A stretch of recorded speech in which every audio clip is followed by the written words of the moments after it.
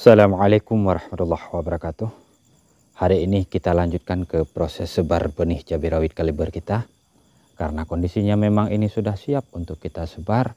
Dan ini adalah kondisi 3 hari setelah kita lakukan perendaman kemarin. Nah, mari sama-sama kita ikuti saja. Karena pada proses sebar benih ini tidak terlalu banyak yang perlu kita sampaikan. Namun mungkin ada hal-hal penting yang perlu untuk kita ingat, perlu untuk kita catat, agar nanti perkecambahannya juga tetap terjaga. Nah, baik sederalun sedulurku dimanapun berada, apapun kegiatannya semoga selalu diberikan kelancaran dan dimudahkan urusannya. Amin ya rabbal alamin.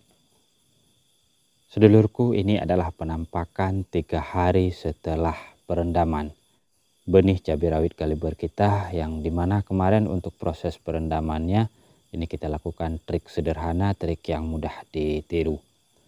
Dimana untuk prosesnya pertama sekali benihnya ini kita rendam menggunakan air hangat kuku yang kita diamkan selama 10 jam lebih.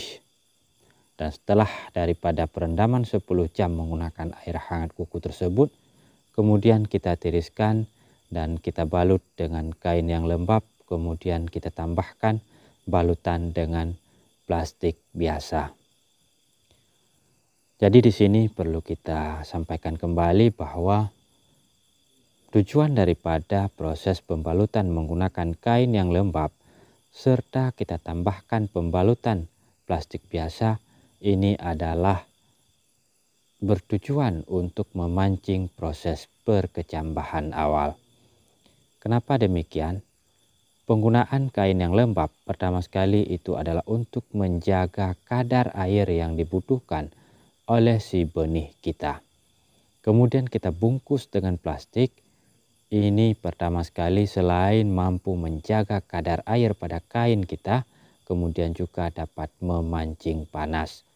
Sehingga kombinasi antara kain dan plastik tersebut dapat menyebabkan proses perkecambahan awal menjadi sedikit lebih cepat, dan itu terbukti di mana hari ini benih-benih kita sudah terlihat moncong-moncong putihnya. Sekalipun sedulurku sebenarnya banyak juga yang khawatir bahwa dengan perlakuan seperti yang kita kerjakan itu dapat menyebabkan efek negatif pada benih kita. Sekurang-kurangnya kekhawatiran itu menyangkut dengan bahwa benih itu akan mengalami kegosongan karena terlalu panas dibungkus dengan kainnya. Namun inilah hasilnya, inilah buktinya, dan inilah apa yang kami kerjakan. Sedulur bisa perhatikan sendiri bahwa benih-benih kita tidak mengalami kegosongan sama sekali. Dan kemudian setelah keluar moncong-moncong putih seperti ini menandakan bahwa benih-benih kita siap untuk kita sebarkan ke tanah media semainya.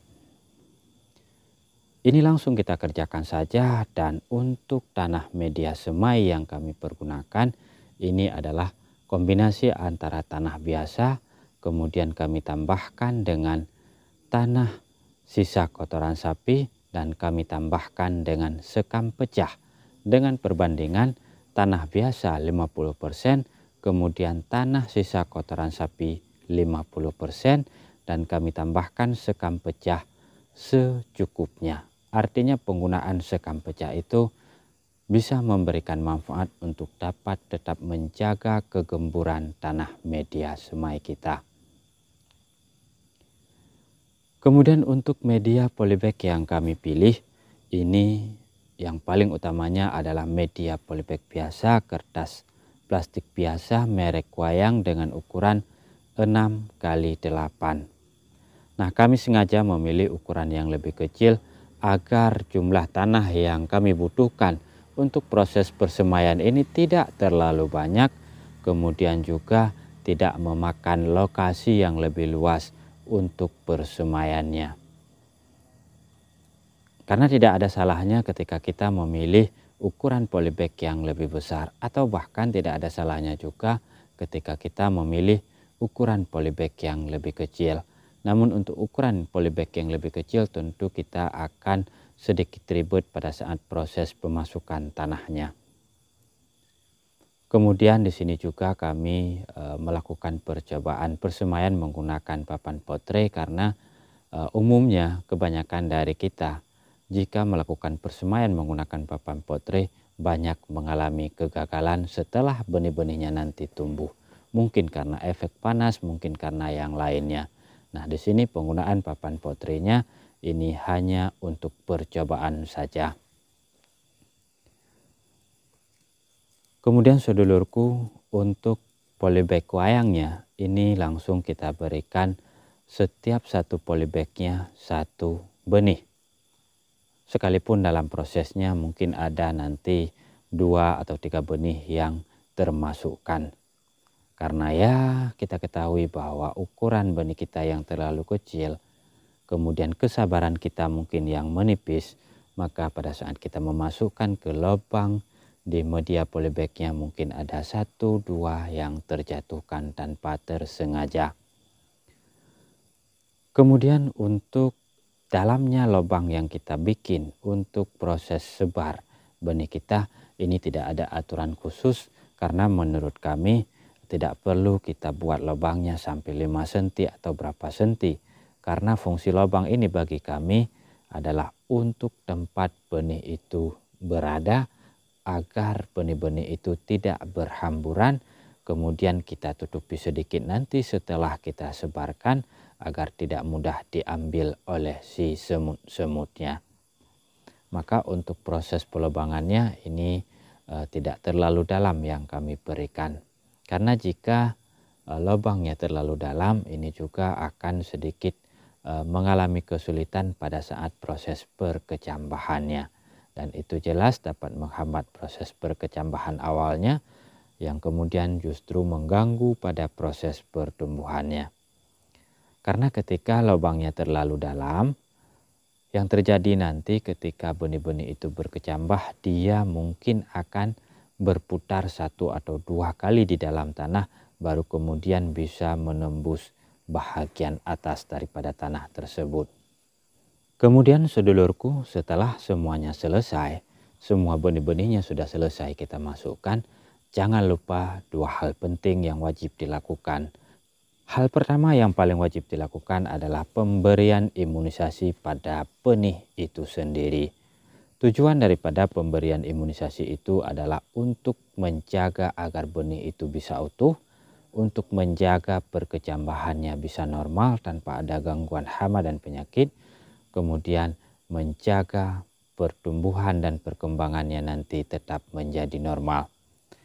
Maka untuk perlakuan imunisasi benih yang kami kerjakan ini sudah sering, sudah biasa kami pergunakan adalah Marsal benih atau yang lebih dikenal dengan nama Marsal DS.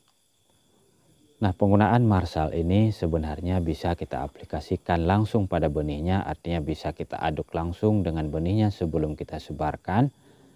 Namun kami lebih memilih menggunakan Marsal DS dengan cara penyemprotan saja. Kemudian selanjutnya tahapan kedua yang ini juga sangat penting sekali. Setelah penggunaan Marsalnya, ini media polybag kita tutupi kembali dengan plastik biasa.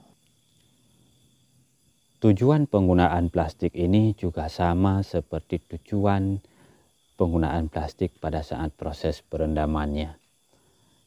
Yaitu untuk menjaga kelembaban tanah media semai kita, menjaga kelembaban tanah polybag kita, kemudian juga untuk memancing panas agar proses perkecambahannya menjadi lebih cepat. Setelah plastik ini kita tutupi serapat-rapatnya, kita tidak perlu lagi harus menyiram media polybag kita. Ini kita diamkan saja selama 3 hari. Dan setelah 3 harinya nanti pasti benih cabai rawit kaliber kita akan berkecambah dengan jumlah yang cukup menggiurkan. Dan semoga saja nanti jumlah kecambahnya bisa mencapai di angka di atas 85%. Apakah itu akan terbukti? Ikuti saja channel ini. Maka bagi Anda yang belum subscribe boleh di subscribe. Dan bagi Anda yang sudah subscribe kami ucapkan banyak terima kasih.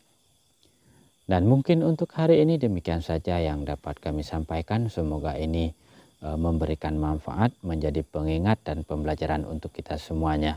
Baik, kami ucapkan banyak terima kasih atas perhatiannya. Selamat beraktivitas, semoga semuanya dimudahkan dan dilancarkan oleh Yang Maha Kuasa. Amin ya rabbal alamin. Salam hormat dan assalamualaikum warahmatullahi wabarakatuh.